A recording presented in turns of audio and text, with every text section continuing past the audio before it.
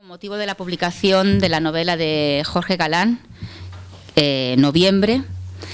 Supongo que todos ustedes saben que Jorge Galán es un escritor salvadoreño que ahora primero vivía en Granada, ahora está viviendo en Madrid.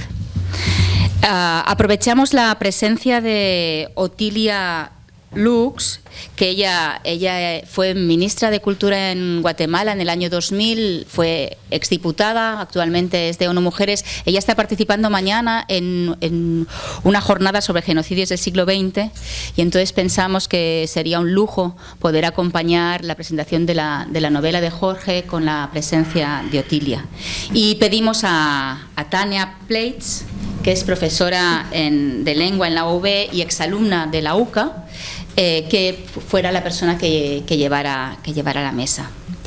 Cuando hablábamos antes, un poco preparando, Otilia, yo le pregunté de qué se sentía más orgullosa en su gestión política en Guatemala, y ella me contestó: de lo que más orgullosa me siento es de haber participado en la Comisión de la Verdad, en haber podido dar mi testimonio en esa comisión, ¿no?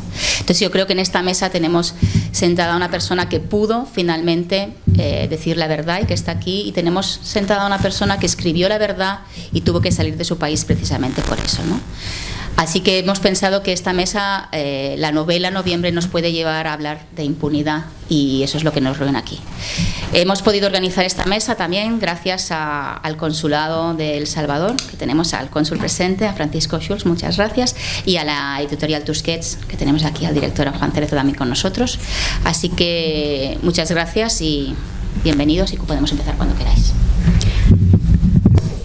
Buenas tardes. Primero que todo, yo también quiero agradecer al Consulado de El Salvador en Barcelona, y por supuesto también a Casa América Cataluña por permitirnos este encuentro que traiga a la luz la realidad centroamericana, ¿no? Por medio de la literatura, por un lado, de la mano de Jorge Galán, y del lado del activismo, gracias a la intervención de Otilia Lux de Cotí.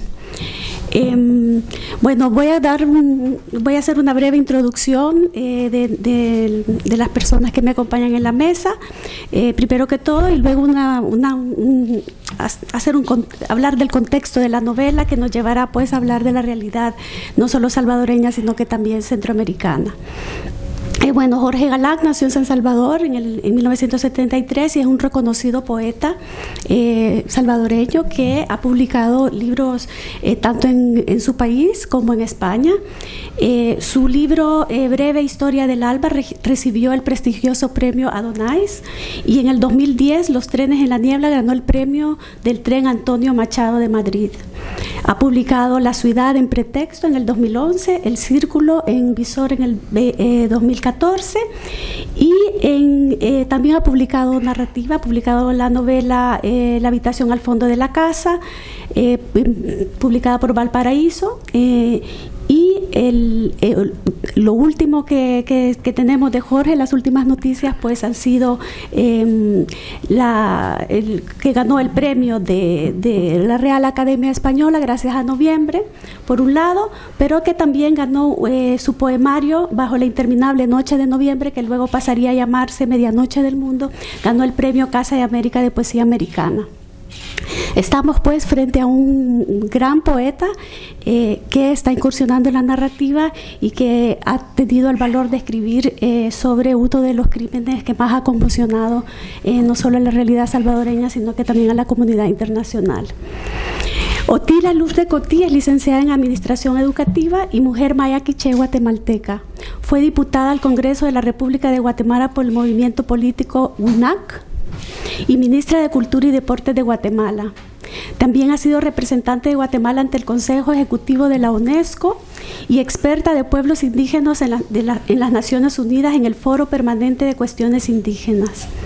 Actualmente es asesora de ONU Mujeres de América Latina y el Caribe, integrante del grupo gestor del Fondo Indígena de América Latina y el Caribe, y asimismo es catedrática en diplomados para mujeres indígenas en la UNAM de México, en la Universidad Democrática de Chile y en la Cátedra Indígena Intercultural del Fondo Indígena Latinoamericano. Bueno, yo quiero comenzar leyendo un breve fragmento de un relato publicado en Cuadernos Hispanoamericanos en noviembre del 2010, escrito por el escritor salvadoreño Miguel Hueso Mixco, que se titula Tres poetas rumbo al molino. En este relato, su autor recrea una conversación con otros poetas, pero esta conversación no tiene lugar en un salón o en un café, sino que tiene lugar en una zona de guerra, en los años 80, cuando estos poetas guerrilleros habían sido encargados de llevar el maíz a moler para alimentar a la tropa. Y dice así, cito: "Yo hablé de lo que era escribir en la periferia de la periferia. La historia de la literatura latinoamericana nos sigue mirando como papel. Les dije, el triunfo de la revolución, replicó Juan, hará que la crítica vuelva sus ojos a estos lugares. Yo contraataqué. ¿Han leído alguna vez que los monsergas de Fernández Retamar, Rodríguez Monegal o Ángel Rama se refieren a El Salvador con un poco de respeto? Dalton decía que se llegó a la revolución por la vía de la literatura. ¿Tendremos que dejarnos matar para que todos esos mamones miren en esta dirección? Necesitamos repensar una nueva crítica latinoamericana entendida como un nuevo acto teórico y político, y cómo aquella dialogará con los discursos subversivos y qué efectos producirá en el escenario concreto de la revolución centroamericana. ¡Centroamérica! ¿A quién le importa? Hasta durante la colonia fuimos llamados la audiencia de los confines, el culo del mundo. Escribir en El Salvador es una actividad extrema". Cierro cita. Si bien es cierto que en general la literatura salvadoreña se encuentra en un lugar marginal con respecto al resto de la literatura latinoamericana, yo no quisiera reprochar el ninguneo que ha recibido por parte de la crítica establecida, o digamos de la crítica hegemónica. Ni tampoco quisiera reprochar la escasa atención que ha recibido en los medios cuando no se trata de tragedias o de la violencia que le atenaza. Me parece que será más fructífero aprovechar este espacio para reflexionar sobre dos aspectos que unen la historia de El Salvador y de Guatemala, pero la verdad también la historia de muchos países. Y esta es la impunidad sostenida durante años, por un lado, y los aparatos de poder que han avalado la exclusión, alimentando la polarización y la violencia y obstaculizando ejercicios humanizadores. Antes de comenzar esta charla, voy a contextualizar el tema de noviembre. El 10 de noviembre de 1989, el mundo presenciaba en sus televisiones la caída oficial del muro de Berlín y, por lo tanto, de la Guerra Fría. Se hablaba de esperanza, de un amanecer histórico.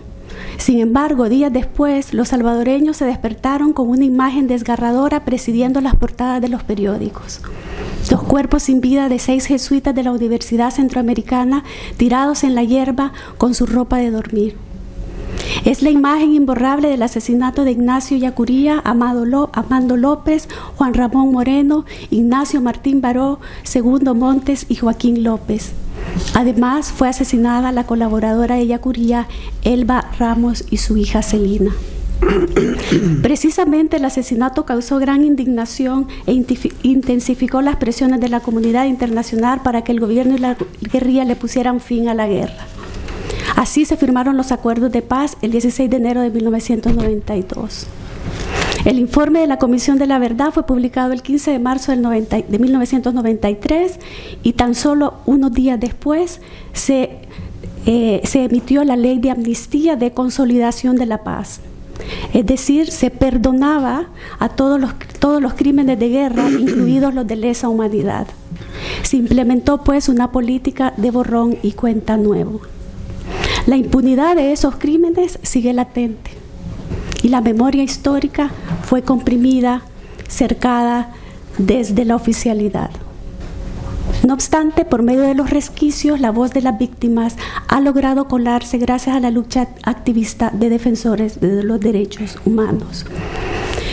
Bueno, este es un breve resumen del contexto de la novela, y yo quisiera comenzar preguntando a ambos ¿cómo resumirían ustedes las causas de la guerra en El Salvador y las causas de la guerra en Guatemala?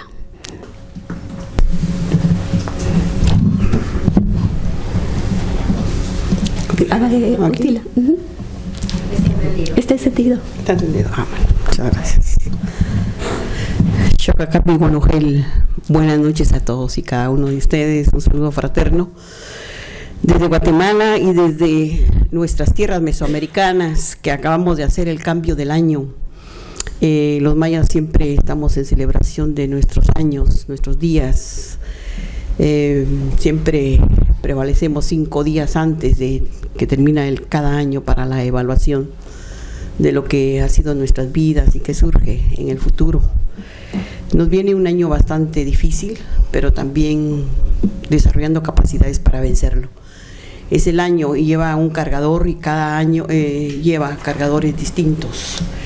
Hoy lleva el cargador del viento y los guías espirituales nos decían que es un año en donde habrán vientos huracanados desde la perspectiva política, económica, cultural, y que por lo tanto nos recomiendan prepararnos, ¿verdad? Prepararnos con estrategias para debilitar esos vientos que vienen contra la humanidad. Es la visión de los pueblos mesoamericanos, particularmente el pueblo maya, en la cual yo soy oriunda de ese departamento, un departamento muy golpeado por la guerra.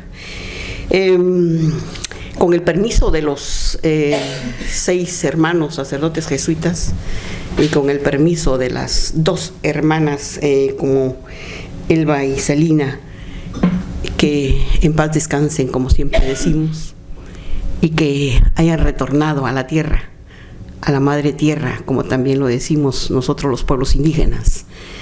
Estén siempre y que la memoria de ellos y ellas y todas las víctimas de las guerras centroamericanas, pues estamos también con el permiso de ellas y ellos. Recordamos siempre a los ancestros y ancestras con este propósito, a fin de que estas generaciones también hagamos nuestras reflexiones y acciones para que tengamos futuros muy humanos, futuros en donde también tengamos juventudes que se orienten mucho a la justicia y a la paz.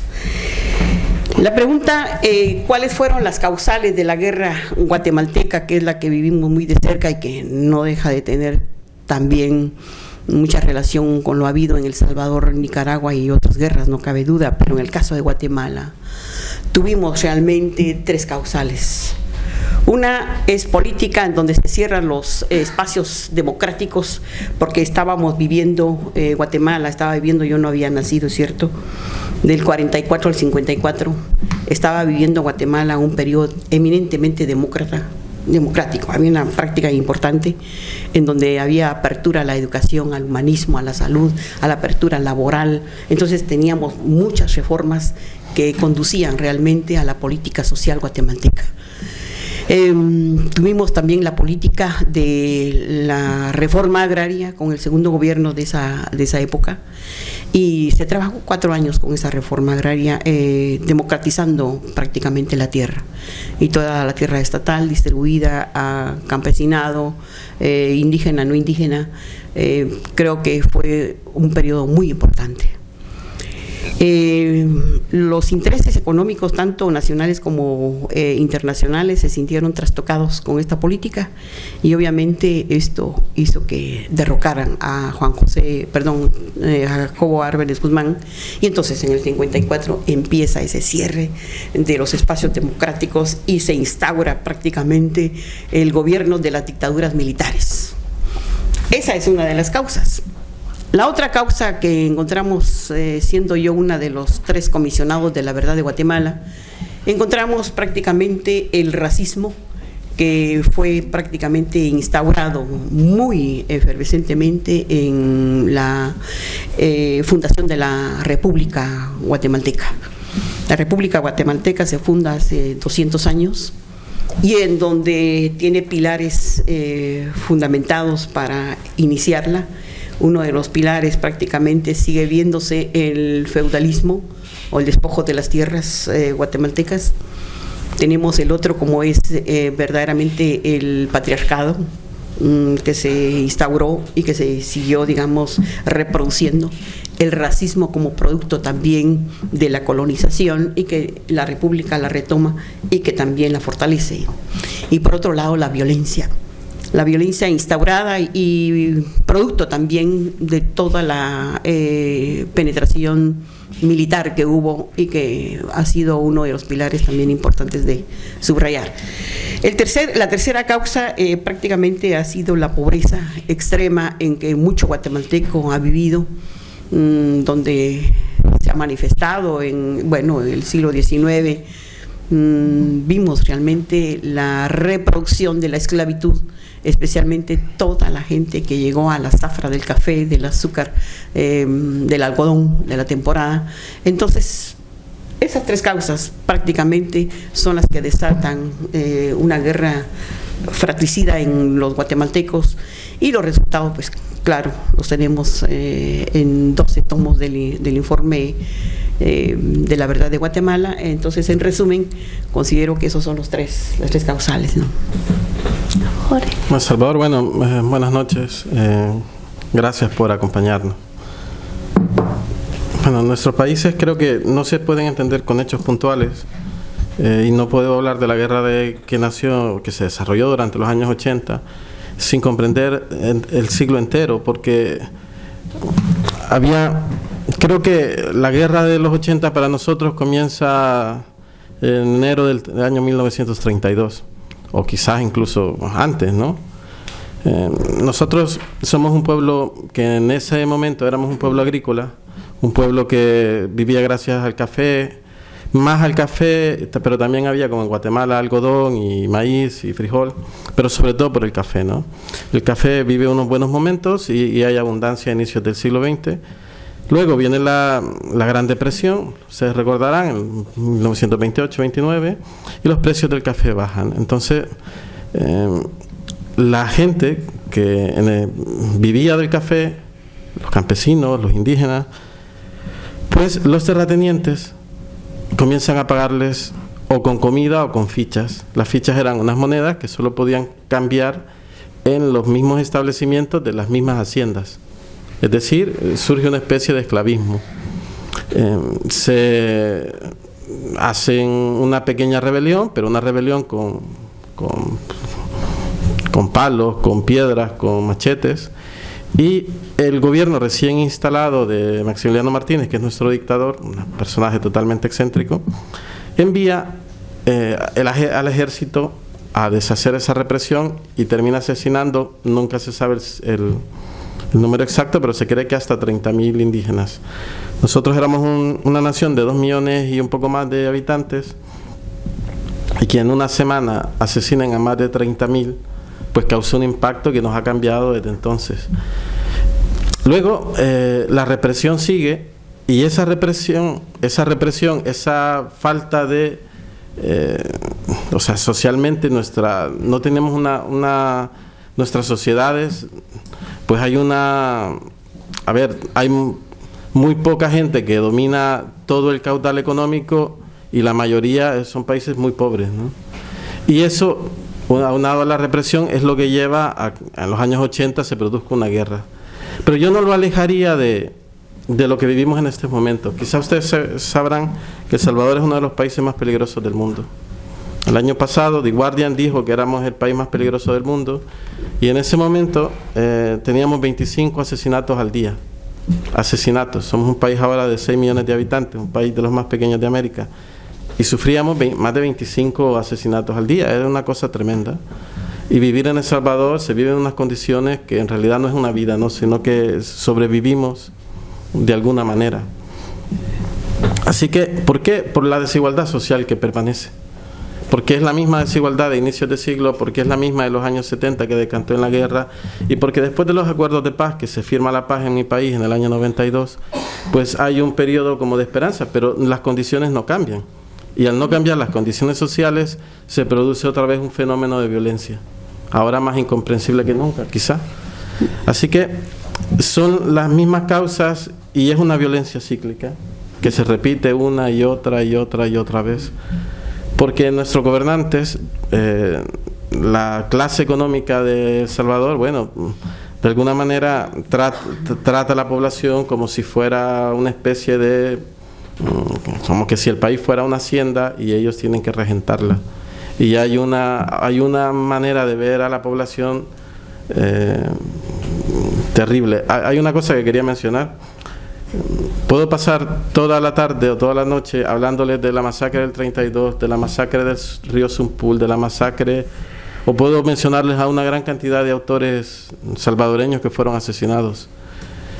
Pero no me tardaría ni 10 segundos en decirle quiénes fueron condenados por estos crímenes, porque a lo largo de todo un siglo no hay una sola persona que haya sido condenado ni por el crimen de los jesuitas, ni por el crimen de Monseñor Romero, ni por el crimen del Zumpul, ni por el crimen del 32, absolutamente nadie, ¿no? Así que mi país se ha cimentado sobre la impunidad. Y eso genera una guerra, y otra guerra, y otra guerra, y otra guerra, porque es el sometimiento. Muchas gracias, Jorge. Otila, usted antes estaba mencionó la violencia, la represión y sobre todo también el racismo, ¿no?, que han tenido que sufrir las comunidades indígenas. Y en ese sentido, me gustaría que hablara, por un lado, de esa estrategia terrible que se llamó Tierra Arrasada, ¿verdad?, y que sufrieron los pueblos indígenas, llegando a, se le llama precisamente que es un genocidio. Y en ese sentido, ¿a qué retos se están enfrentando ahora las comunidades indígenas, precisamente considerando el tema de la impunidad sobre el que estamos, digamos, ahondando en esta charla, ¿verdad? El hecho de que no se condenó a Efraín Ríos Montt, por ejemplo, ¿no? Entonces, ¿qué se hace? Es decir, una vez se llega a ese momento, ¿cómo seguir adelante? ¿Qué queda por hacer? Y bueno, que nos contara un poco sobre esto. Bueno, la política arrasada fue una política instaurada por la dictadura militar, particularmente por José Efraín Ríos Montt, en donde la historia ya nos dio la información verídica en que se instauró con el propósito de ver de qué manera podía prácticamente arrasar con la guerrilla por un lado y por otro lado por todos los aliados de la guerrilla. Pero no hicieron distinción de la sociedad civil indefensa y no hubo distinción, y la tierra arrasada por eso mismo creo que le llamaron ellos, obviamente, y así la concebimos nosotros también en el informe. La instauran y la verdad es que arrasan con todo, pues. Queman hasta las tierras, queman las plantaciones, primero masacran a las personas, ¿no? Y las que lograron realmente, podríamos decir, buscar un refugio y que estaban cerca de la frontera mexicana o salvadoreña, lo lograron hacer. Pero quienes no lo lograron hacer, prácticamente fueron circulados por el mismo ejército y fueron masacrados, ¿no?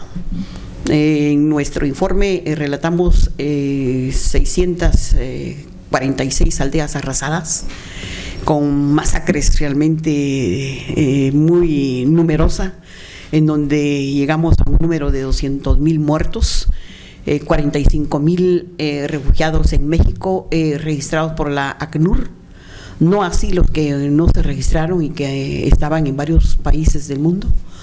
Vimos entonces de que esta política era, como muy bien se denominó, ¿verdad?, en otros momentos de otros países que también hicieron sus investigaciones en relación a genocidios o masacres, en donde realmente se le quitó el agua al pez.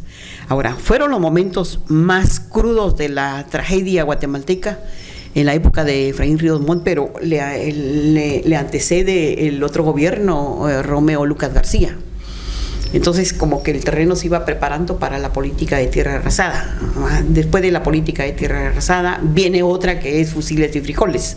Entonces, esas estrategias que están muy bien plasmadas en los planes de Victoria 81 y el otro plan Sofía 82, esos planes prácticamente dan a conocer la política de tierra arrasada.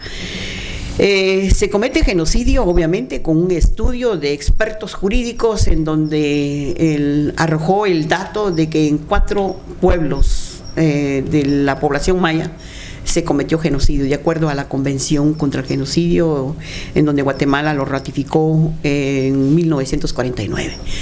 Entonces está el hallazgo, llegamos a la conclusión de que en Guatemala se había cometido y se cometió el genocidio, obviamente, contra el pueblo maya. Era el enemigo a vencer por parte del Estado Ejército de guatemalteco. Como prácticamente a 30 años de haber surgido toda esta situación de tierra arrasada, las organizaciones guatemaltecas entonces empiezan todo lo que es la transición jurídica, o sea, ver de qué manera tanto las poblaciones que quedaron de sobrevivientes y muy especialmente mujeres, entonces se van juntamente con las organizaciones para exponer estos casos en los tribunales, en las cortes, y la verdad es que sí se gana el caso de genocidio contra Ríos Montt, y sabemos muy bien que estuvo 10 días encarcelado. Pero ¿por qué es que se retrocede en el caso? Pero el propósito era anularlo y prácticamente lo anulan. Entonces lo realizan el CACIF, que es el nombre que llevan las corporaciones organizadas, porque saben ellos que una vez sentenciados los militares, automáticamente iban algunos de ellos también, porque ellos cometieron genocidio. Y eso lo encontramos nosotros también en el informe de la Comisión de la Verdad, en donde hubo finqueros que tuvieron mucho que ver con el genocidio, ¿no? Habría, por supuesto, ¿verdad?, más militares, obviamente. Entonces esto les permitió prácticamente anular el asunto. Sin embargo, hay otros casos. Llevamos como 10 casos, y de esos 10 casos pues han sido mujeres las que han llevado esta delantera. El caso de Zarco, 11 mujeres quechís, porque las de Efraín Ríos Montt eran mujeres ixiles, otro pueblo maya, y el otro es el pueblo quechí. Entonces los quechís llevaron prácticamente los casos. 11 mujeres con los rostros tapados dieron a conocer la esclavitud sexual y servidumbre que vivieron durante un fuerte tiempo en el destacamento de ese lugar, y llegaron a la conclusión de haberlo prácticamente constatado por parte tanto de las juezas como fiscales, que eso también debemos de subrayar y reconocerle. Abro un paréntesis. En 1977 yo estaba frente al fuego sagrado que nosotros le denominamos, y un guía espiritual nos dijo, porque se lee siempre después de que se hace la ceremonia, nosotros preguntamos o ellos nos dicen qué es lo que se vio durante el ejercicio del fuego. Entonces el ejercicio del fuego de ese momento, nos dice el guía espiritual, viene para Guatemala una nube muy negra y vamos a sufrir todos, y va a llevar su tiempo, pero después vendrá el amanecer, y en ese tiempo oscuro habrán muchas muertes, pero en ese tiempo claro habrá una mujer que haga justicia. 1977. Y en el año 2012 una jueza realmente hace justicia, le dicta sentencia al dictador José Efraín Ríos Montt, y una fiscala que también ejerciendo su jurisdicción, obviamente esto se ve con mucha claridad. El otro tema de Serpur Zarco, de las 11 mujeres, sí están condenados. Tienen condena el coronel como el otro militar que tenía. Ahí están condenados. Ahora tenemos 2 casos. Creón Paz, que es prácticamente un caso también de los quechís, en donde en la cabecera de nombre Cobán se encontraron más de 500 osamentas. Y ahí están prácticamente. El 6 de enero de hace 2 años dieron orden de captura. Se capturan a 11 generales.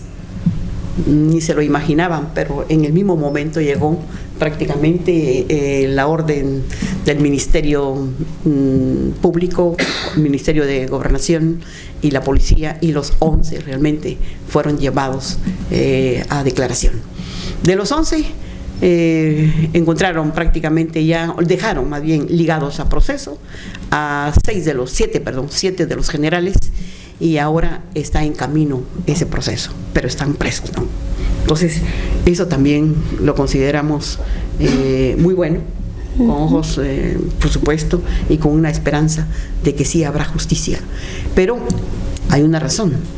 Guatemala tiene la representación de las Naciones Unidas con la CICIG, que prácticamente está comandado por Iván Velázquez, uno de los jueces colombianos, en donde sí nos ha hecho realmente justicia en Guatemala. Y por otro lado, las señoras, ¿verdad?, que han dirigido el Ministerio Público han sido dos mujeres muy valientes y que están las dos muy amenazadas, no solo por el crimen organizado o narcotráfico, sino que también por los generales del ejército. Pero ahí están las mujeres. Claro, la primera tuvo que irse de Guatemala, está trabajando en Washington, y la segunda que está por terminar su periodo. Tenemos entonces la CICIG. Entonces creo que la CICIG y un ministerio contribuyó mucho a la captura de estos generales y contribuye también a que estos casos vayan entonces y que vayan con sentencia. Entonces ya hay sentencias, tenemos sentencias de las 2 R's, tenemos sentencia del Aguacate, tenemos sentencia de Río Negro y otros que están ligados a proceso. Es decir, que ha habido momentos de retroceso, pero también tenemos que visibilizar estos otros casos que realmente pues se han llegado a reivindicar, digamos, los derechos de mujeres indígenas en este caso, ¿no? Sobre eso vamos a volver porque me gustaría que ahondáramos sobre las mujeres indígenas, pero bueno, ahora voy a pasar a hablar con Jorge. Uno de los aspectos que me llamó mucho la atención cuando leí la novela es, digamos, el tratamiento alegórico que le das a la oscuridad, digamos, a la penumbra que aparecen ciertas sombras a lo largo de la novela, de alguna forma, bueno, alegóricamente, ¿no? Y sobre todo también me llamó la atención como lo que tú mismo mencionabas anteriormente, que aunque estás hablando del crimen de los jesuitas, siempre haces una referencia a crímenes de principios del siglo XX, hace referencia a la matanza, habla de las monjas estadounidenses de Maryknoll, por ejemplo, habla de Rutilio Grande, de Monseñor Romero, es decir, que de alguna forma tú estás ahí enlazando pues diferentes hechos históricos que han marcado nuestro siglo XX y nuestro presente, ¿no? Entonces, considerando esto y todas las entrevistas que entiendo que tú tuviste que realizar a lo largo de la gestión de la novela, quisiera que nos dijeras, digamos, cómo fue que tú le diste forma a todo este material, es decir, cuáles fueron los retos estilísticos, por ejemplo, a nivel literario, si tuviste alguna referencia de algún autor específico, si de alguna forma también influenció en ti algún escritor centroamericano o salvadoreño, ¿verdad? Es decir, que nos hablaras un poco a qué tradición literaria, digamos, recurriste y cuáles fueron los retos estilísticos a los que tú tuviste que enfrentarte y esas decisiones que al final tomaste. Bueno, para mí es que en los años 70 y 80 El Salvador pues era un país mucho más religioso que ahora y eran muy católicos. Y Monseñor Romero, Rutilio, los sacerdotes comenzaron a volverse importantes para la gente. Yo recuerdo que mi abuelo, pues estando yo muy niño, mi abuelo y mi abuela pues escuchaban la misa de Monseñor Romero y la escuchaban cada domingo, ¿no? Entonces, y la asistencia a esas misas eran multitudinarias porque alguien como Romero te decía algo, ¿no? Te decía algo importante. Y cuando muere primero Rutilio Grande, luego Monseñor Romero, luego los jesuitas, es un poco como asesinar el alma de un pueblo, porque todo es muy simbólico, porque asesinan a gente que estaba de alguna manera significando algo para nosotros. Y se siente un vacío desde entonces, un vacío espiritual, un vacío intelectual. Los jesuitas, cuando asesinan a Yacurí, a Segundo Montes, a Martín Baró, pues eran una voz autorizada, una voz que estaba ahí siempre. Y al deshacerse de ella es eso, ¿no? Si la novela tiene tanta oscuridad, es porque de alguna manera quería representar lo que se vivía en ese momento y lo que se vive desde entonces. Al respecto de los autores, bueno, siempre Sí, tengo algunas influencias como todo el mundo, pero yo quería destacar a la figura de Horacio Castellanos Moya, que es un novelista salvadoreño que ha publicado muchísimo en Tusquets. Y quería destacar a Horacio porque ser escritor en El Salvador es una cosa muy complicada. Y cuando estabas en 1990 y comenzabas a escribir tus primeros poemas o tus primeros relatos y soñabas con convertirte en un escritor que publicara libros, pues eso en El Salvador no existía. En ese momento no existía, porque no sucedía, ¿no? Y si decías algo como eso, pues sí era un poco un vago, ¿no? Alguien que no tenía oficio ni beneficio. Pero Horacio significaba lo contrario. Horacio significaba alguien que había podido tener una carrera literaria, que había publicado, así que nos influenciaba no solo lo que escribía, sino su propia figura como escritor. Existía también, no sé si ustedes saben, ¿no? Nosotros, bueno, la gran generación nuestra, que nosotros seguíamos como autores nacionales, habían muerto en los años 70.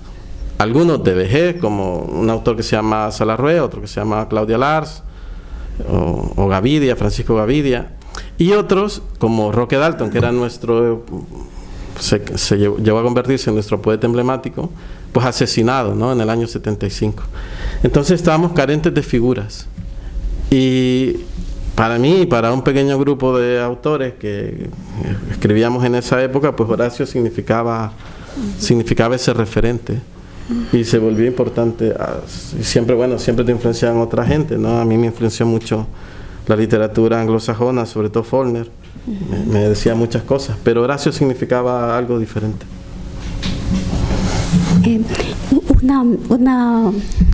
Otra pregunta, Jorge, ahora que estás, lo pregunto porque si no se me olvida, luego vuelvo a usted, Otila, es respecto al género de no ficción que tú utilizaste en tu novela, digamos, ¿no?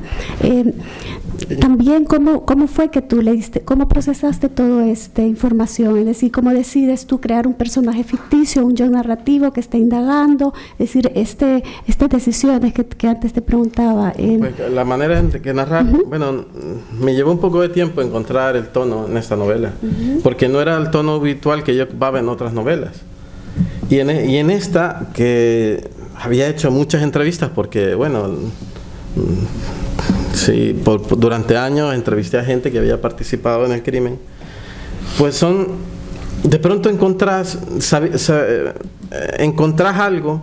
Yo quería contar el contexto, para que quien leyera la novela entendiera, quería contar el contexto de lo que sucedía, que era basado en un hecho real, que fue la ofensiva del año 89, pero también en ese momento quería recrear cosas de nuestra idiosincrasia, nuestra identidad, pero el tema de los jesuitas yo tenía que ser completamente fidedigno porque era un hecho histórico.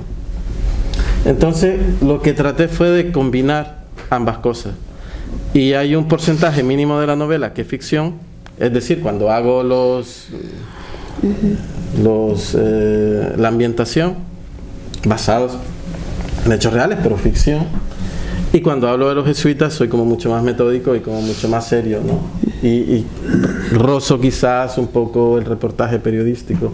No quiero decir que a la manera de Sangre Fría de Capote, creo que no estaba pensando en él cuando escribí esa novela, pero digamos que hay algún viso a eso. Gracias. Volviendo a usted, Otila, y también enlazando con la literatura, ¿verdad? Existen escritores guatemaltecos que se han interesado por rescatar esto que usted nos contaba, ¿no? Tanto el genocidio indígena, ¿verdad?, como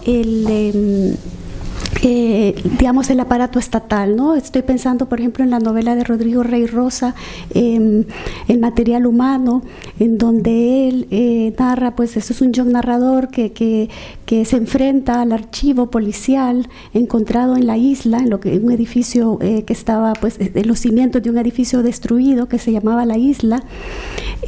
Por lo tanto, digamos, la literatura en Guatemala también está, digamos, reviviendo o rescatando la memoria histórica. Yo quisiera que nos contara desde su experiencia, digamos, primero que contara lo de la isla, ¿verdad? Todos los acontecimientos alrededor de este hecho, haber encontrado este archivo policial. Y por el otro lado, si existen en Guatemala, además de la literatura, ¿verdad?, digamos, mecanismos tanto oficiales o no oficiales que están interesados en rescatar la memoria histórica, si realmente hay un interés de parte del Estado y por el otro lado, cómo se vive ese rescate de la memoria histórica en las comunidades propiamente, es decir, si hay alguna diferencia y cómo se vive. Muchas gracias. Los artistas sí siguen escribiendo y haciendo arte sobre la memoria histórica.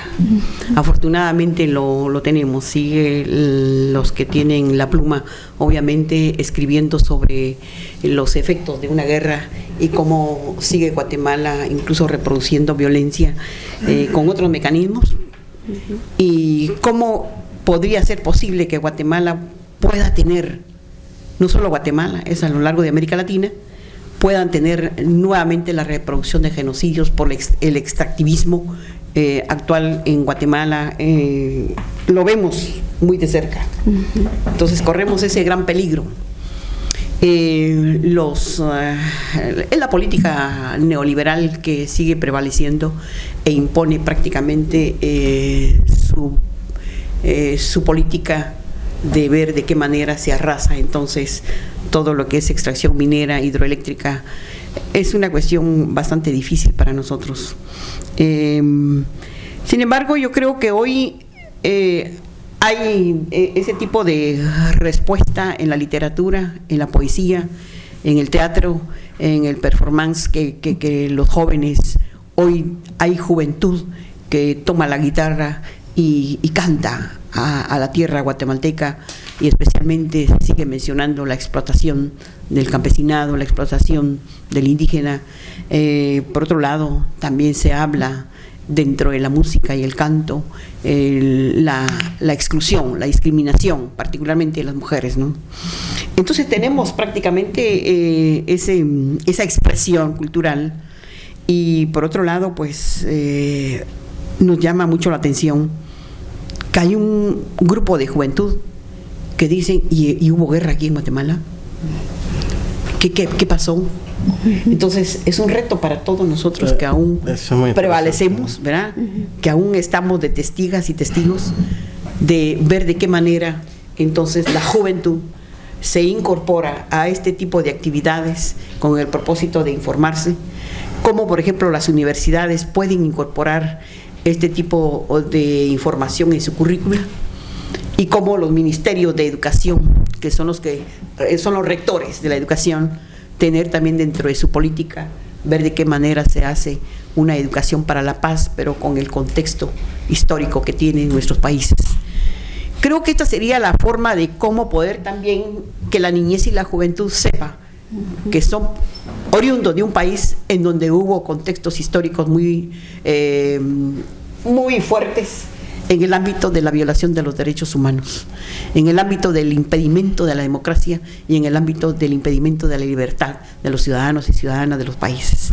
Creo que hay retos muy fuertes en este sentido. Yo lo que digo es que cuando se facilita el contexto, es el momento en que los países deben aprovechar. Yo estuve en un momento de ministra de Cultura 4 años, y fue un momento en que el ministro de Educación dijo, es el momento oportuno en que podamos incorporar la literatura en todo lo que tenemos prácticamente el currículum nacional. Lo empezó a hacer, y rápidamente el CACIF organizado, las corporaciones, hablaron con el presidente, amenazaron al presidente, y entonces un poco ahí sí que solapadamente el ministro vuelve a colocar esto, pero ya no con la fuerza con que había empezado. Las mismas instituciones como las iglesias pueden hablarlo, claro que sí. Lo que queremos es el nunca más, pues. Nunca más repetirse esta situación en nuestros pueblos, porque creo que en este sentido es cuando debemos entrar a la plena reflexión de que somos humanos y que necesitamos estar con las mismas oportunidades en nuestros países. Pero como tenemos la triste historia de la impunidad jurídica, política y económica en la cual se cubre el poder, entonces es un poco difícil prácticamente, porque si hablamos de política económica, son los evasores de fiscales, esto de las reformas fiscales, nunca están de acuerdo con las reformas fiscales, evaden prácticamente al fisco, corrompen realmente a legisladores, corrompen a funcionarios con el propósito de tener sus privilegios económicos, tanto en el ámbito legal como en el ámbito económico y político. Entonces siempre andan comprando políticos, el status quo no cambia. ¿Por qué? Porque están prácticamente en la plena de ser realmente los corruptores de funcionarios, entonces logran sus propósitos. Y por eso mismo es que la misma Guatemala ha creado la CICIAX, ahora la CICIG, para derrotar a los poderes paralelos con este propósito de erradicar la impunidad. Pero no nos ha sido posible a pesar de que tenemos la CICIG. Entonces yo creo que es un llamado que también tenemos que hacernos nosotros los ciudadanos y ciudadanas, de cómo organizadamente también vemos algún mecanismo para erradicar esta impunidad política, económica y jurídica, porque es donde se sostienen. Entonces de esta manera creo que sí tenemos, hablando del archivo policial, pues este archivo, hay un documental de cómo es que se logró descubrir realmente ese archivo. Lo tenían abandonado, nunca creyeron que era algo tan importante, y la verdad es que es un tesoro. Cuando se encontraron esos archivos, al menos a mí me preguntaba uno de los periodistas cuál era mi opinión. Les dije, yo tengo la esperanza de que esos archivos vengan y confirmen lo que nosotros escribimos en los 12 tomos del informe de la Comisión de la Verdad. Y la verdad es que sí lo logramos, y con base a esos archivos se han llevado casos, como el caso, por ejemplo, de desaparecidos, por todo el informe que han encontrado, y ha servido de muchísimo. Es un tesoro que tenemos en Guatemala, y creo que esto nos ha servido muchísimo. Lo dirige Gustavo Meoños, y creo que lo han de haber invitado por acá alguna vez. Muy interesante. Ahora, ¿cómo se lleva viva la memoria histórica de las comunidades? Son las mismas comunidades quienes realmente conmemoran.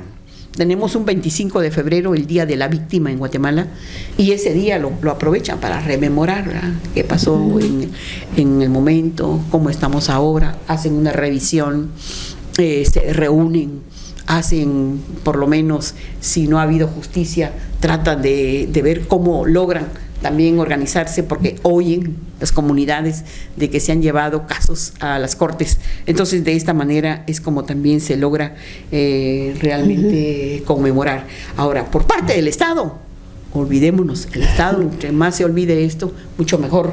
Entonces no hay conmemoración del 25 de febrero, no hay una conmemoración por los derechos humanos, que es el 10 de diciembre, ni mucho menos hay conmemoración del 9 de agosto, que es el Día Internacional de los Pueblos Indígenas, ni mucho menos el 5 de septiembre, el Día de la Mujer Indígena, ni el 8 de marzo. Lo hacemos las mujeres de sociedad civil, y ahora México se prepara con un día sin las mujeres. A ver qué hace en México el 8 de marzo, ¿eh? Sin las mujeres. Entonces creo que también es algo muy importante que las mismas mujeres organizadas de sociedad civil hacemos este tipo de acción. Pero por parte del Estado es que realmente no se quieren comprometer, y entonces sí tenemos la memoria viva, está viva la historia. Hoy que tenemos una violencia elevada, ustedes llegaron al 25 y nosotros vamos por esa vía, estamos a 17 muertos a diario en Guatemala, niños, 16 niños desaparecen diariamente.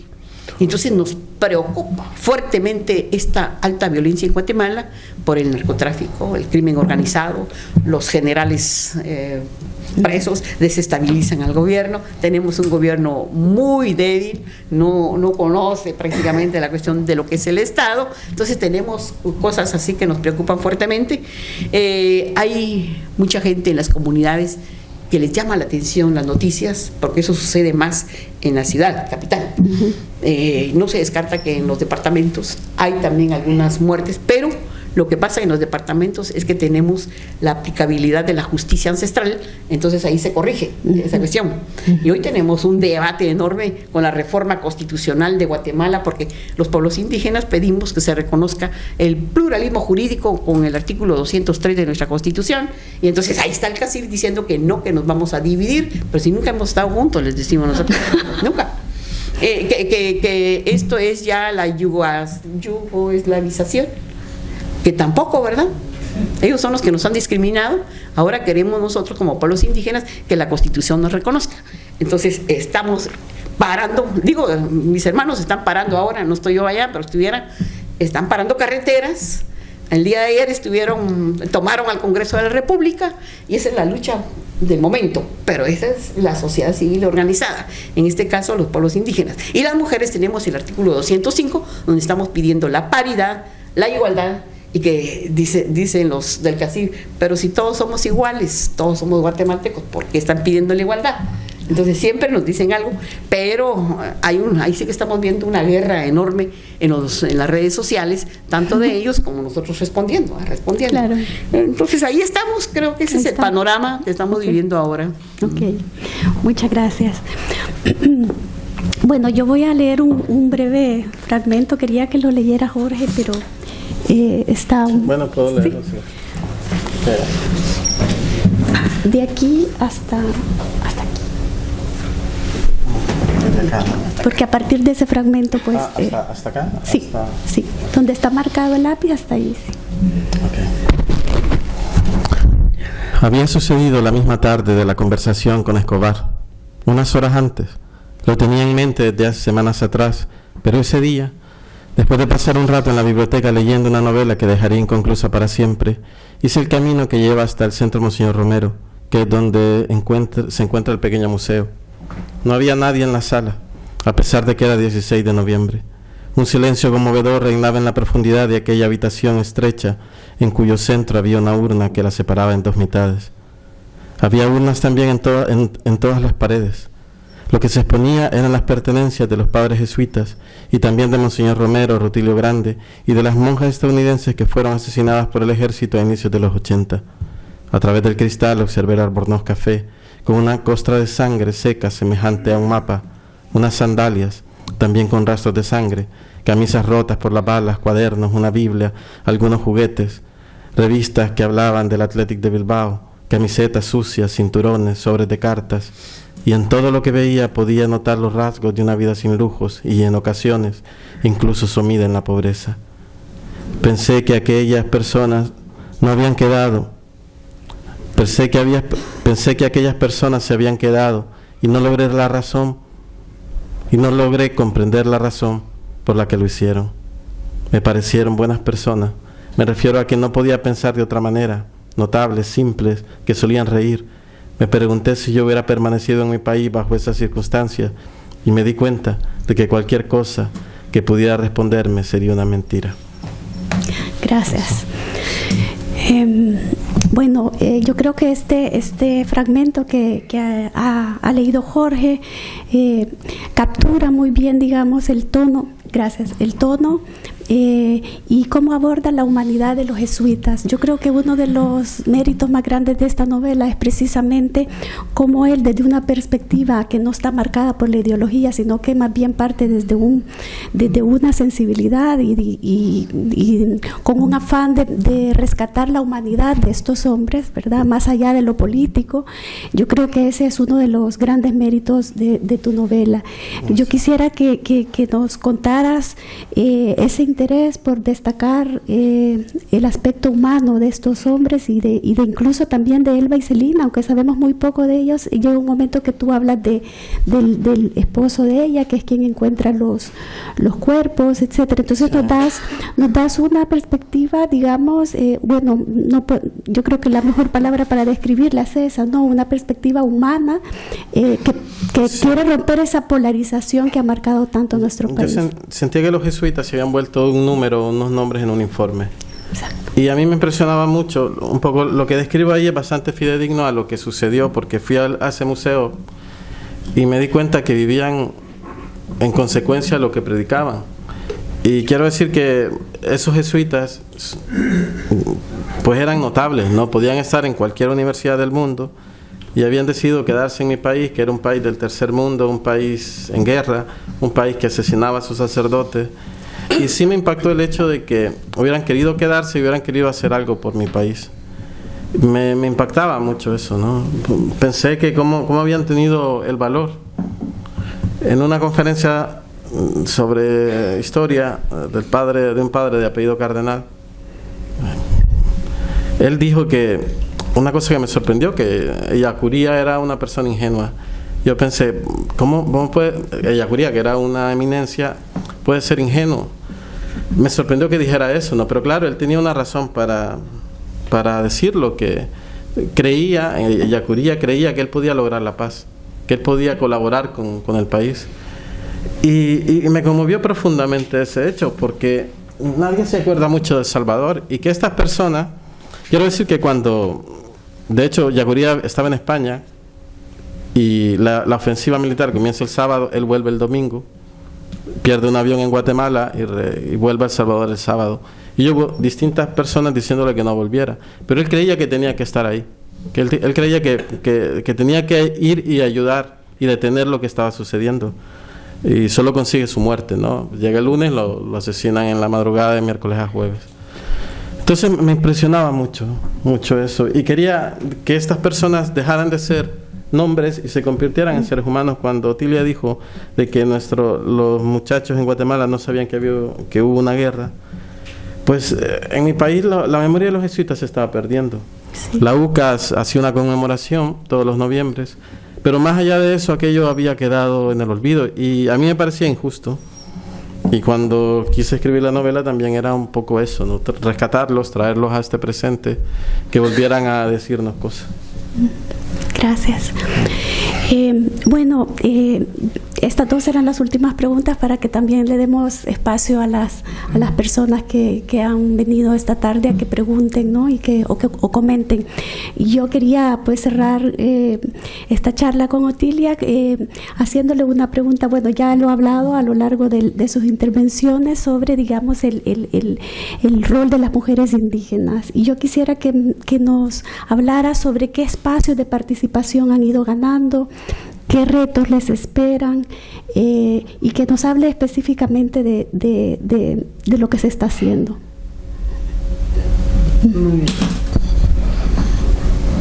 Es solo para referirme a lo que dijo de último Jorge. Si no somos nosotros los que estamos siempre haciendo un recordatorio, conmemorando este tipo de vidas sacrificadas, como el caso de los sacerdotes jesuitas del Salvador, como también los sacerdotes del Sagrado Corazón en Guatemala, que fueron también asesinados, como Juan Alonso, Faustino García, españoles, ¿no? Y José Gran, el obispo, que también fue víctima de todo esto, como Monseñor Gerardi. Sí, Monseñor Gerardi. Hubo también monjas que fueron asesinadas, internacionales, por supuesto.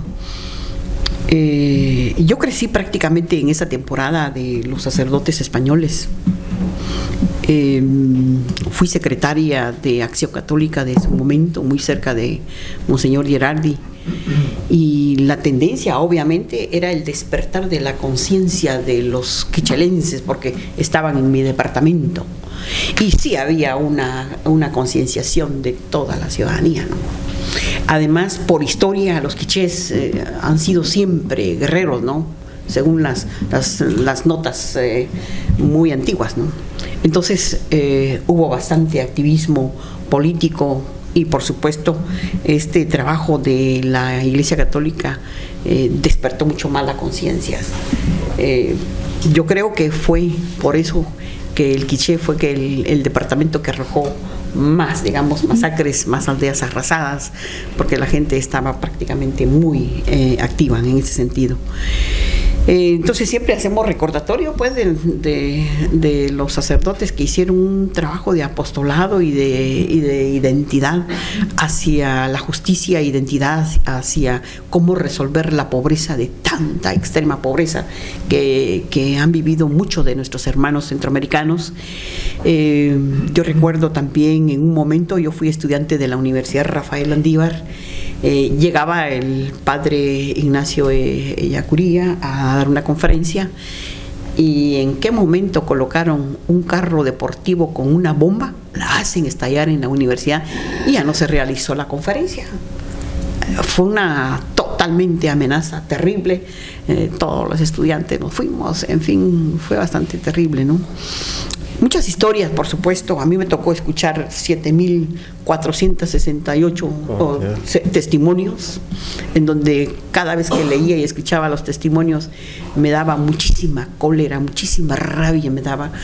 Después me ponía a llorar, y después de llorar me volvía impotente. ¿Yo qué hago sola ante esta monstruosidad? Entonces, únicamente decir, si en algún momento, y que mis ojos lo puedan ver todavía, haya justicia. Y lo hemos logrado. Hemos logrado quizá no la dimensión que quisiéramos, pero hemos logrado ya casos que sí han sido sentenciados, ¿no? Entonces, en relación a su pregunta, el rol de las mujeres indígenas. Primero, la situación de la mujer indígena a lo largo de América Latina. Me ha tocado trabajar un proyecto a nivel global con mujeres indígenas, mujeres asiáticas, africanas y América Latina. Es una situación muy similar, 3 veces discriminada, mucho analfabetismo, la mortalidad infantil, la violencia que existe también, que la violencia es generalizada, pero en el ámbito indígena es un manifiesto también, ¿verdad? La violencia sexual particularmente. Entonces, esa situación nos ha hecho trabajar, en primer lugar, para potencializar a las mujeres, empoderar a las mujeres política y económicamente. No solamente se puede hablar política, porque es cierto, las mujeres vamos y ocupamos espacios de decisión, perfecto, pero si no está la potencialización económica, es decir, desarrollar capacidades, puede quedar la mujer también con un desbalance enorme que no podría tener la posibilidad. Ahora en la 61 reunión de la Comisión Jurídica y Económica y Social de la Mujer de las Naciones Unidas se va a tratar el tema sobre el empoderamiento económico de las mujeres. Entonces estamos trabajando desde hace 6 años este tema del empoderamiento económico de las mujeres con este propósito, de decirles que se preparen para participar políticamente, pero también que tengan destrezas económicas muy desarrolladas. Entonces, ese es uno de los retos.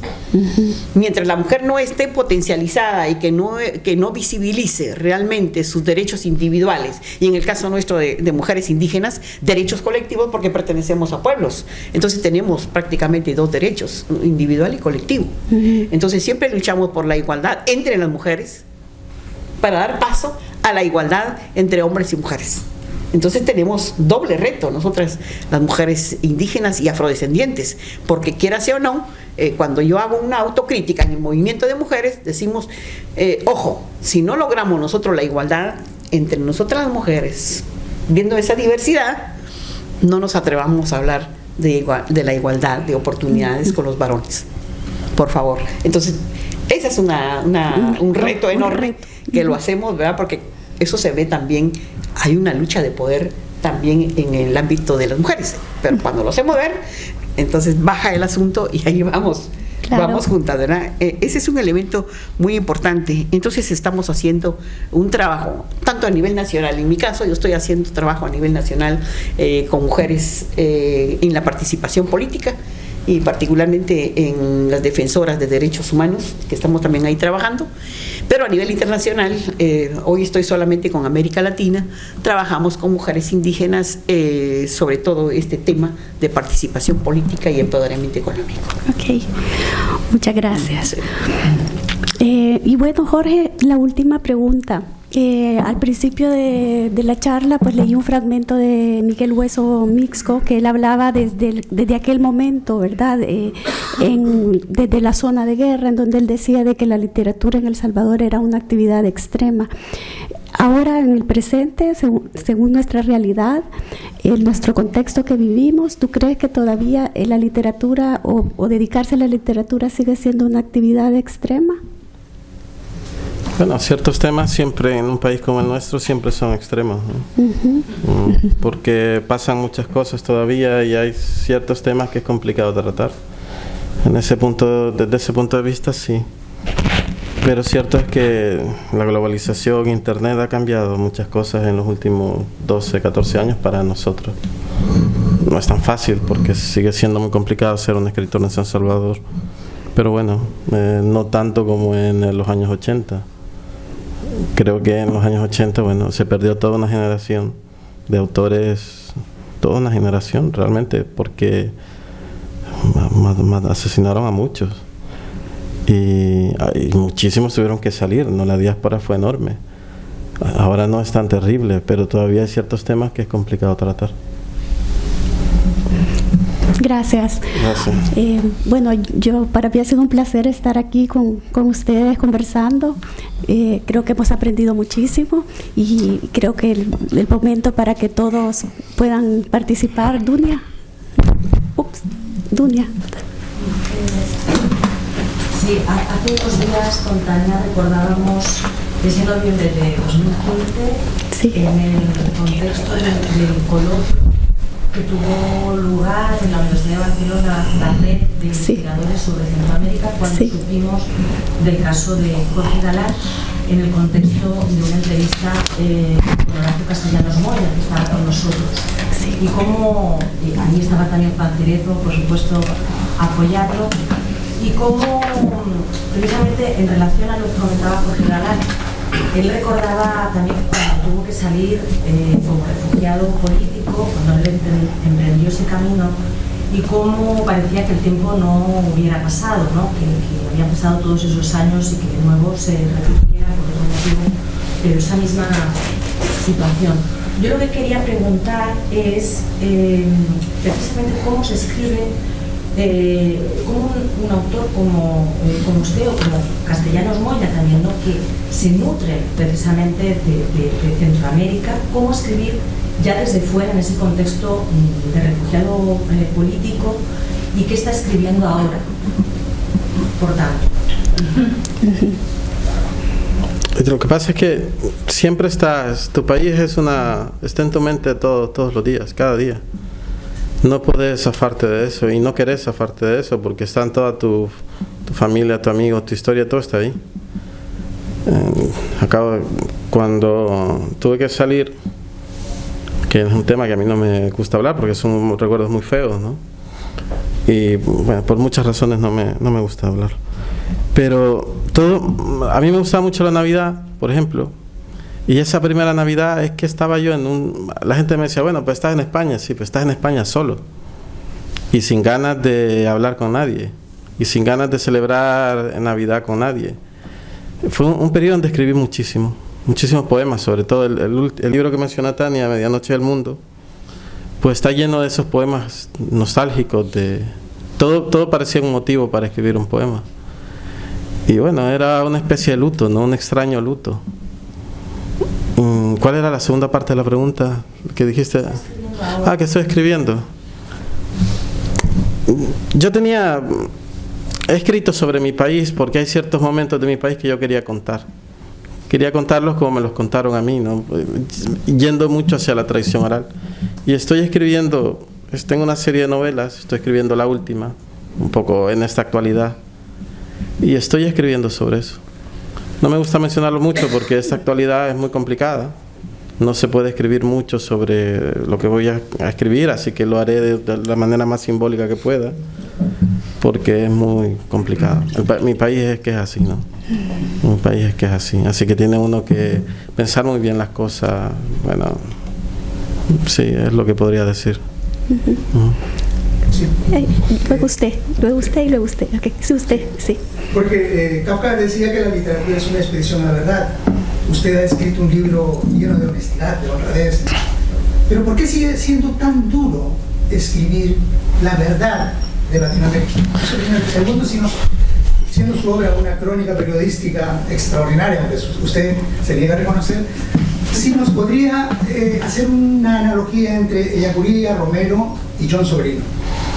A ver, es complicado por la impunidad. Yo tuve la mala suerte de coincidir con ciertas cosas. A ver, yo escribí una novela y no esperé nunca, ¿cómo puedes pensar eso? Que lo que escribiste un libro que contaba una historia, y es una historia que yo no me ocupé del juicio que se hizo, que no sé, luego se liberaron a todos, pero no me ocupé de eso. Es decir, el peso de mi historia no iba a estar en la condenación. El peso de mi historia quería que estuviera en la historia de los personajes. Escribiendo un libro así, nunca me imaginé que iba a terminar en la Audiencia Nacional de España entregando grabaciones y de todo lo que pasó, ¿no? Eso es algo que no puedes pensar. ¿Por qué suceden esas cosas? Por la impunidad. Porque si este crimen se hubiera resuelto cuando debía haber sido resuelto, uno podía ir a esas temáticas y no pasaría absolutamente nada. Pero claro, como esa circunstancia se da así, pues mucha gente se ofende o quiere que aquello no se haga público porque bueno, por esos motivos, ¿no? John Sobrino, Ellacu y Monseñor. A mí una vez dijo Ellacu que él podía comparársele con Apple, con Runner, pero no se le podía comparar con Monseñor Romero, porque no tenía la calidad espiritual de Romero, y eso me impresionó mucho, ¿no? Romero era de una calidad espiritual enorme. Este hombre sufrió una transformación real, que era un sacerdote, un curita insignificante, y con la muerte de Rutilo Grande se convierte en un profeta real, ¿no? Alguien que guía a su pueblo y denuncia los hechos terribles que estaban ocurriendo. Hay que tener mucho valor para hacer eso. Y bueno, lo matan, ¿no? Lo asesinan consagrando en una iglesia, le dan un disparo en el corazón. Un día antes él había pedido a los militares que ante una orden de sus generales que dijera matar, debía prevalecer el no matarás de la Biblia. Eso le valió, precipitó su muerte. Así que era un hombre enteramente espiritual, y Ellacuría, aunque tenía esa ingenuidad, ese deseo, era un hombre completamente intelectual. Y yo veo a Sobrino como una combinación de ambos. Una de las entrevistas más conmovedoras que tuve fue con Sobrino, cuando me dijo, él estaba ¿dónde es que estaba Sobrino? Estaba dando un retiro espiritual. Tailandia. En Tailandia, sí. Y me dijo, yo no me merecía el martirio. Y cuando me lo dijo, le creí. Me lo dijo de una manera que es que no puedes no creerle. ¿Le crees? Había matado a sus hermanos, a su familia. Y él se siente como no merecedor de esa categoría. Y eso tiene que ver mucho con lo intelectual, pero también con lo espiritual. Así que yo lo veo así a Sobrino, como una combinación de ambas cosas. Muchas gracias. A usted. Sí, no sé, no te conocía, entonces me dudé, bueno. Pero bueno, mi historia está muy ligada a El Salvador desde hace muchos años, ¿no? Viví allí durante 7 años, en los momentos más duros, ¿no?, del conflicto. Y sí, también viví muy de cerca la muerte de los jesuitas, ¿no? Por eso un poco me sorprende ¿cómo te diría?, la poca pasión que le pones en tu intervención, ¿no? No sé si porque quizás dejas la sorpresa del libro, digamos, para encontrarla, ¿no? Es decir, hay como una especie de, ¿cómo te diría?, o sea, pasas muy sutilmente, ¿no?, por incluso por las preguntas, ¿no? Digamos, a ver, ¿cuáles son las razones por las que estalló el conflicto? Pasas muy por arriba, ¿no?, de los temas, ¿no? Sí. Cuando yo creo que la historia de El Salvador es una historia dramática, ¿no? Bueno, escrito. Perdona, de verdad que termine, ¿no? Sí. Es que claro, estás como escritor, pero a lo mejor yo pensaba que también podría estar como activista, ¿no? Activista en el buen sentido de la palabra, no en el sentido peyorativo, ¿no? O sea, activista de la persona que no solo escribe sobre un hecho dramático, sino que también es capaz de convencer a un auditorio de un hecho dramático, ¿no? Porque, claro, aquí podemos ver mucha gente que conocemos la historia, que somos sensibles, pero yo me imagino un auditorio donde la gente no conozca la historia. Es decir, podríamos salir de aquí sin saber casi nada de lo que pasa en El Salvador. Entonces, a mí eso me ha movido mucho, ¿no? Porque te digo, o sea, la historia de Salvador, la historia de los pueblos en particular, creo que es una historia muy, muy dura. Creo que, además, la impunidad, que creo que es el hilo conductor, ¿no?, que marca la historia salvadoreña digamos, del siglo XX, creo que está sin resolver. O sea, sigue ahí todavía, ¿no? Entonces, a mí me parece que quienes habéis estado, que eras tú, que has tenido digamos, el don, por llamarlo de alguna manera, ¿no?, de escribir y de relatar hechos, ¿no?, y de estar en contacto con mucha gente que vivió de cerca ese hecho dramático, además de ser salvadoreño, por supuesto, que eso supongo que también te da una impronta que no nos da ningún otro que no lo seamos, pero creo que si uno se siente comprometido, ¿no?, con un país y una historia, creo que habría que meterle un poco más de... Sí, bueno, dos cosas voy a responder. Una es que dos cosas, ¿no? Una, si has escrito 4 libros sobre tu país, pues algo ajá, ¿no? Y los poemas, ¿no? Y otra es que estoy tratando de ser todo lo sensato posible en un momento donde estoy completamente sometido por las pastillas, y eso obviamente me hace hablar con mucho cuidado, y porque estoy enfermo y vine porque tenía que venir, pero regularmente no parezco un zombie hablando de estos temas, y ahora estoy así porque y trato de no equivocarme y de decir las cosas de la manera más correcta y pausada, y evidentemente siento pasión por mi país, si no, no escribiría sobre eso. Sí, por eso me llamaba la atención, ¿no? O sea, si estás en un museo viendo esas cosas y querés escribir un libro sobre eso, cuando toda la gente te dice que no lo hagas y lo haces, algo de pasión tendrás. Ahora estoy en un estado zombie total. Sí, no, entiendo. La percepción. Entiendo. Sí. Pero, claro, no iba a ponerme... No iba a ponerme a hablar de eso en este momento. Sí. ¿Usted quería preguntar algo, señor? Sí, yo quería preguntar si podría concretar ella la parte del empoderamiento económico de la mujer. Lo has dicho, lo has nombrado, pero no me gustaría que lo concretara en un ejemplo. Ya. Y bueno, y luego otra pregunta para él, de un poco, ¿es posible la paz con la impunidad? O sea, ¿es posible? No. Pronto. Lo siento. No es así. Bueno, Sí, vamos adelante. a darle respuesta. Nosotros trabajamos ese tema desde el trabajo con mujeres indígenas. Hay que entender perfectamente algo.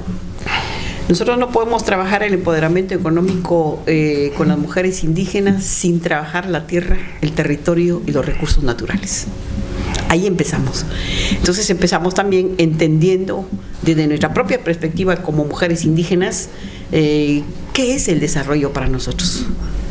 Entonces es una cuestión como que va articulada no solamente con la cuestión económica, espiritual, la cosmovisión, la identidad. Son elementos que lo articulamos, porque de esta forma entonces podemos entrar a lo que es el empoderamiento económico. Entonces empezamos a dar orientación y capacitación en relación a cómo entonces desde sus propias comunidades son ellas generadoras de la economía, desde los procesos que ellas mismas van realizando. Entonces, cómo poder, por ejemplo, las productoras de verdura, las de tejidos, cómo poder entonces entrar, que ellas se asocien. Una vez asociadas, cómo poder entonces darles capacitaciones de administración financiera, de cómo manejar sus recursos. Por otro lado, apertura tal vez de mercado, pero con precios justos, no sin intermediación. Entonces por ahí vamos logrando capacidades desarrolladas desde ese punto de vista. Va él, el chico, usted y este. Sí. ¿Cuánto? Ok. Juan Carlos Prieto, estudiante de máster en la Universidad de Barcelona, colombiano. Revisando aquí velozmente el texto que nos prestó la profesora, luego escuchando a Jorge, lo primero es un reconocimiento. Yo creo que esto que desde aquí, este frío ambiente, puede resultar sencillo, en el contexto y en la historia latinoamericana es un asunto supremamente serio, es un acto de valor. Yo creo que parte de la labor que tenemos que hacer desde las universidades es hacer el esfuerzo, porque estas nuevas literaturas, nuevas narrativas, nuevas crónicas que se están desarrollando puedan tener un espacio de difusión, de confrontación, porque ayer con el profesor, precisamente ayer con el profesor Jorge Herzl, Roberto Herzl, es uno de los especialistas en la crónica narrativa más importante del mundo, terminaba su disertación señalando una cosa, que hombre, todo lo que ha vivido América en su última década ha dejado un montón de cosas sin resolver, pero también ha dejado unos buenos insumos a lo que estamos viviendo ahora actualmente, unos insumos para que los nuevos cronistas, los nuevos hacedores de la literatura tengan ahí un marco, un campo de trabajo. Pero adicionalmente quiero señalar una cosa, aquí mismo en España, el año pasado fue sentenciado un grupo de titiriteros, ¿sí? Y se armó todo un debate por un meme, por una cosa que se hizo aquí sobre algún alto funcionario, personaje que está involucrado en acciones del franquismo, y se le pidió condena y otra cosa. Aquí en España llevamos, por lo menos llevan los españoles 10 años de crisis económica, donde unas élites se enriquecieron con la bonanza crediticia, y luego cuando viene el desplome de la burbuja, salieron a darle plata a esos banqueros para que no se quebraran, pero todos los que se llenaron de plata con la burbuja y luego le quitaron las casas a la gente están blindados ante la ley. Yo creo que eso es un campo y un terreno que la literatura tendrá que confrontarlo, pero estos tipos del poder siguen blindados ahí. Lo mismo lo que pasó con Charlie Hebdo hace un año, 2 años. O sea, yo creo que la literatura y los trabajadores de la cultura tienen ahí un campo de terreno, pero siguen enfrentando al poder, y hay actos de violencia aquí en el primer mundo y en América Latina y en África y en China y en todas partes. Lo segundo es sobre el asunto político que se ha tocado aquí esta noche. Yo creo que coincido con el compañero acá que ha sido un poco liviano la intervención. Creo que hay que ser un poco más rigurosos, porque la historia de América Latina es tan realmente dura y difícil que si nos tornamos tan academicistas a veces podemos terminar pasando por alto las esencias. Y lo cierto es que después del hundimiento del acorazado Maine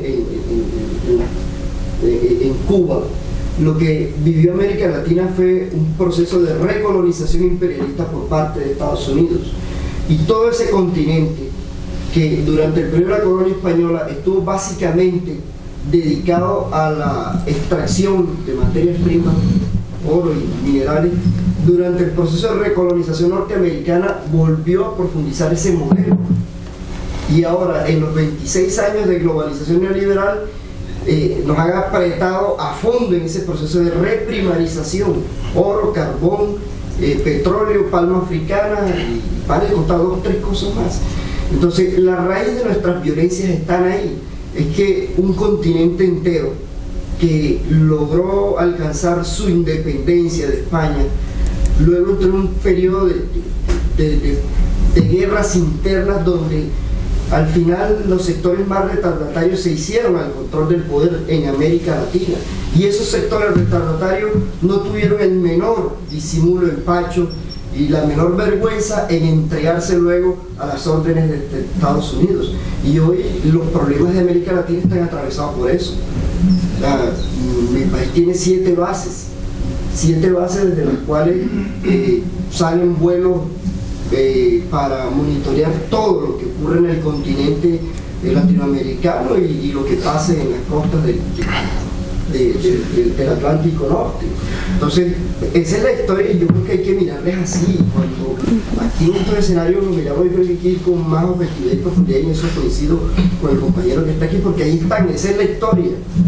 Es decir, plantear estos asuntos sin tener en cuenta el proceso de recolonización imperialista de Estados Unidos y cómo Estados Unidos determinó la creación y el montaje de todas estas dictaduras que asolaron el continente, es echarnos mentiras, es falsificar la historia de alguna manera, es no permitir que las nuevas generaciones entiendan el asunto, porque hoy lo estamos viviendo. Por ejemplo, en mi región de Colombia, La Guajira, en la costa norte, hay asentado un proceso de gran minería, y ahí está la tribu Guayú. Bueno, el Cerrejón es una empresa multinacional, está explotando ese carbón y para eso ha desplazado, ha asesinado y está masacrando a los indígenas. Y lo mismo en la Sierra Nevada de Santa Marta, pero lo mismo está ocurriendo en Argentina y lo mismo está ocurriendo en el resto del continente. Sí, yo creo que, sí, no, es porque hay que darle espacio a los demás, pero bueno, tu punto quedó claro. Me parece que aquí había alguien más allá. Allá, 1, 2, usted también, ¿verdad? Sí, pero yo creo que a lo mejor deberíamos como ir cortando. Sí, ¿no? Pero escuchar. Sí, exacto. Sí. Estamos hablando del papel de una iglesia. Sí. Y a mí me gustaría conocer el papel que jugó la iglesia institucional en el genocidio de Guatemala y en el caso salvadoreño. Okay. Por un lado. Y por el otro, en la década de los 30 hubo la masacre, en los 80 hubo una guerra. Se está alargando con la impronta que están tomando las maras la siguiente conflicto de hermanos de Salvador. Sigamos. Bueno, ella propone de que si vamos oyendo las preguntas, ellos apuntan y luego ellos contestan de una sola vez. Entonces, o usted quiere decir. Yo preferiría contestar de inmediato. Contesta. Sí. Es que en guerra estamos en guerra, no en una situación de guerra.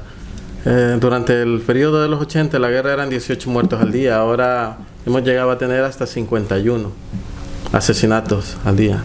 Entonces eso es estar en guerra, porque la gente está sometida por completo. Entonces no hay otra manera de entenderlo.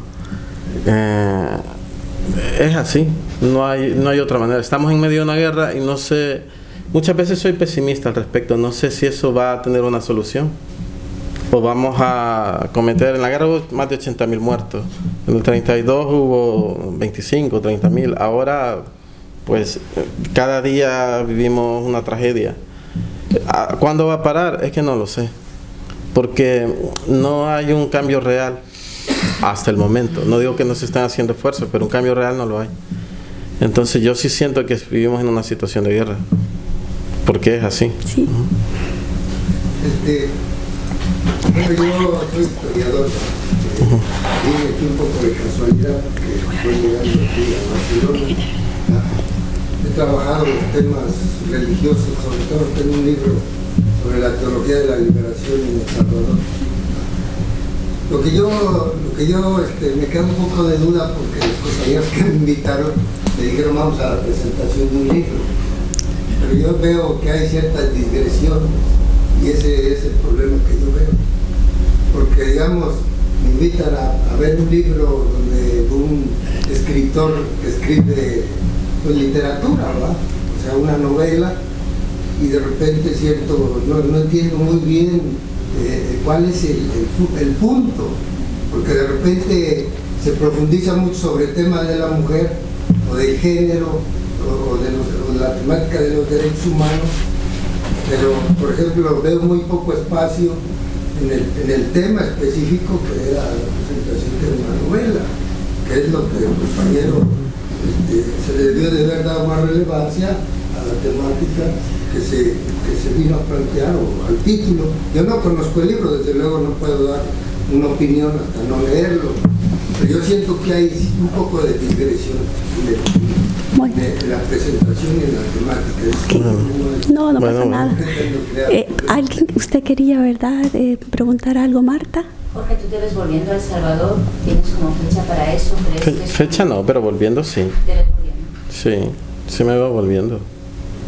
En parte porque lo que a mí me sucedió, no me gusta hablar de ese tema, pero voy a mencionarlo. Cuando recibí una cantidad de mensajes que era como amenazantes, muchos, ¿no? Yo siempre pensaba que eran gente que quizás ni siquiera había leído el libro, por la fecha en que llegaban y todo eso, ¿no? Entonces yo sí me veo volviendo, no sé en qué condiciones, no sé cuándo, pero sí, porque no puedo olvidarme de mi país. Quiero estar ahí, quiero ir. Es un país complicado, no por la violencia, pero si no hubiera violencia, pues que me gustaría vivir ahí, más que en cualquier otro sitio del mundo. Lo digo con honestidad. Nunca había querido marcharme. Yo venía mucho a España por los libros y nunca quería vivir aquí. Siempre quería volver a El Salvador. Para mí eso estaba muy bien, me gustaba, a pesar de lo complicado. Así que bueno, sí me veo volviendo. No sé cuándo, pero sí me veo volviendo. Yo tenía una pregunta muy corta. Un compañero aquí y está cerca del libro. Nosotros creo que somos más o menos de la misma generación, y a mí me llamó la atención porque durante la ofensiva, claro, cuando murió, cuando asesinaron a Monseñor Romero, impactó el pueblo, fue el mártir del pueblo. Según lo que se ha comentado, claro, digamos que era uno que era el mártir del pueblo, el otro es un poco más de los intelectuales, digamos, de una manera. A mí yo empecé a recapitular ese momento y me llama la atención que en ese momento, cuando yo vi la noticia, estábamos en plena ofensiva. Sí. Estamos en fuego cruzado. No podíamos, yo no podía llegar a mi casa. Era una situación extrema en la que estamos. Y veo una noticia, han matado a Yacuría. En ese momento yo tenía 16 años. Ya no sé quién coño Yacuría, yo no lo sabía. Yo no sabía. En ese momento no lo sabía. Pasaron los años, muchos años, en los 90, no me acordaba de las conmemoraciones que se hacían de la UCA. Cuando yo luego después empecé a indagar un poco más, luego como artista en la música me dediqué que empecé a hacer música, y en la música con mensajes sobre estas temáticas me invitaron a tocar a la primera vigilia de Yacuría. Y toda esta gente, ¿dónde estaba en aquel momento de mi juventud? ¿Sabes qué era? Me da cuenta que no era ni yo, porque de mi colectivo, y mis amigos no se acordaban, no conocían a Yacuría en ese momento, ¿no? Era como, luego lo conocí, el vínculo era la UCA siempre, ¿no? La UCA, la intelectualidad, la universidad. Mi pregunta es, si tú, cuando decidiste contar esta historia, era a partir de un momento de indagar, o si en algún momento te hizo clic en su momento, ¿cuál fue tu experiencia cuando te diste cuenta, en el momento exacto que anunciaron la muerte? Fíjate que, bueno, cuando anunciaron la muerte, pues yo tenía así como 15 años, no recuerdo, 14, no me acuerdo. Y lo recuerdo perfectamente porque estaba con un amigo que estudiaba en el externado. Y el padre le dijo, han matado a los jesuitas de la UCA. Y me acuerdo que le dijo, han sido el FMLN, ¿no? Recuerdo que en la radio ya anunciaban eso. Pero lo que pasa es que la figura, primero la guerra me interesó y luego la figura de los jesuitas me interesó cuando estudié precisamente en la UCA, pero porque había un profesor que se llama Francisco Andrés Escobar, que había sido alumno de Yacuría, y me hablaba de Yacuría y comenzó a contarme cosas sobre Yacuría, que era una figura como muy potente y muy presente en aquel ámbito. Y ahí fue como comencé a interesarme. Y luego me interesó mucho la relación que tuvo, porque no me imaginaba yo como alguien como Yacuría podía vincularse con Monseñor Romero. A ver, no es una novela religiosa, es cierto que es una novela de curas, pero no es una novela religiosa, sino de seres humanos, de hombres. Y me interesaba mucho eso. Y comencé a ver una historia, ¿no? A ver una historia de lo que había sucedido. Y luego estaba la historia de Lucía, que es tremenda. Lucía es la única testigo. Y era una historia que yo quería contar porque era tremenda, de verdad, terrible. Lucía Serna fue secuestrada por la CIA y secuestrada, vive en Estados Unidos, no pudo volver al país, ella sí no ha podido volver. Pero una historia maravillosa y a la vez terrible, ¿no? Porque una mujer que llega ahí de casualidad, huyendo de los bombardeos, y se convierte en la única testigo del asesinato. Vamos a ir cerrando, pero no sé si usted quería responder lo que le preguntaron del bueno, es que se quedó ella pendiente de responder una pregunta. ¿Qué dice Otilia o lo cerramos? Lo que usted dijo. Vale. Bueno, pues nada, muchísimas gracias y gracias. buenas tardes.